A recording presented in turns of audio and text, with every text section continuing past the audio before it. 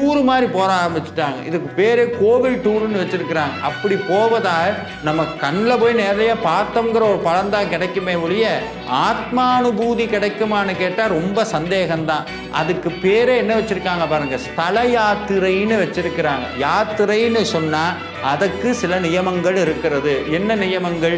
இப்போ நீங்க சபரிமலைக்கு போறீங்கன்னா என்ன பண்றோம்? 48 நாள் விரதம் இருக்கிறோம். அதே தாங்க முருகனுடைய ஆறுபடை வீட்டுக்கு கோவிலுக்கு போகணும்னாலும் கட்டாயம் விரதம் இருந்து தான் போகணும். நீங்க ஆறுபடை வீட்டு கோவில்களுக்கு கிளம்புவதற்கு முன்பாக நீங்க ஒரு நாட்களை தேர்ந்தெடுத்து கொண்டு அந்த நாள் தொடங்கக்கூடிய நாள் சஷ்டியோ கிருத்திகையோ வெள்ளிக்கிழமையோ இல்லை செவ்வாய்க்கிழமையோ என்று வைத்துக்கொண்டு அந்த விரத நாட்களை ஆரம்பித்து விடலாம். இந்த விரத நாட்களில் கட்டாயம் நம்ம செய்ய வேண்டியது இருவேளை வழிபாடு, காலை மாலை. அதே மாதிரி இந்த வழிபாடு பண்ணும்போது நான் நிறைய பதிவில் சொல்லியிருக்கேன் அந்த வழிபாடு எப்படி பண்ணணுங்கிறது.